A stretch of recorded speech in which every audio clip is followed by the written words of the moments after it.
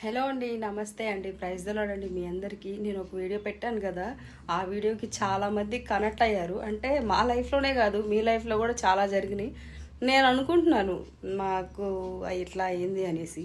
అంటే నాకు సంబంధించిన వాళ్ళు నాలాగా బాధితులు చాలామంది ఉన్నారనమాట.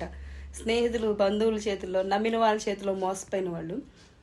ఏం ఫీర్ అవ్వద్దు, కొద్ది కాలమే ఈ బాధ ఉంటుంది. కానీ మన దేవుడు సజీవుడు కదా, మనకి సమాధానం దయచేసేవాడు ఆయనే, మనకి నెమ్మది దయచేసేవాడు ఆయనే, మనకు ఓదార్పు. మనం పోగొట్టుకున్నవన్నీ ఒకరోజు మళ్ళీ తిరిగి వస్తాయి, రెండంతలుగా వస్తాయి. ఏబు గారిని జ్ఞాపకం చేసుకోండి, ఒక్క గంటలోనే సమస్తాన్ని కోల్పోయాడు. ఆస్తి, అంతస్తులు, బిడ్డలు సహితం కోల్పోయాడు. ఎంత కృంగిపోయినా ఆయన విశ్వాసం కోల్పోలేదు. దృఢంగా ఆయన విశ్వాసాన్ని దృఢంగా పట్టుకొని యెహోవా ఇచ్చును, యెహోవాయే సమస్తాన్ని తీసుకుపోయాను అనుకున్నాడే తప్ప, విశ్వాసంతోనే బలంగా ఉన్నాడు తప్ప ఒక్క మాట కూడా దేవుణ్ణి అనలేదు. ఆయన అంత గొప్పవారం మనం కాకపోయినా మనం భరించగలిగిన బాధ మాత్రమే ఆయన మనకిస్తాడు. ఎటువంటి బాధ అయినా, ఇబ్బంది అయినా, ఇరుకైనా ఏదో ఒక రోజు మనకి సంపూర్ణ స్వస్థత వచ్చిద్ది. ఆ బాధ, ఇబ్బంది లేనిదే మనం నిజమైన దేవుణ్ణి నిజంగా మొరపెట్టలేం, నిజంగా ఆయన ఎందుకు విశ్వాసంగా ఉండలేం.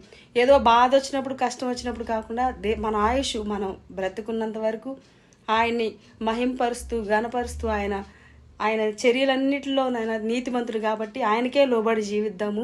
ఆయన రాకడ రాబోతుంది కాబట్టి ఎత్తబడే పరిస్థితుల గుంపులో నేను, మీరు, మీ కుటుంబాలు, మా కుటుంబం అందరూ మారి ఆయన తట్టే ఉండి ఎత్తబడే పరిశుద్ధుల గుంపులో మనందరూ ఉండాలని మనస్ఫూర్తిగా కోరుకుంటున్నాను. మీరు కూడా మీ మాటలు, మీ లైఫ్లో జరిగినవన్నీ నాతో పంచుకున్నారు. Thank you.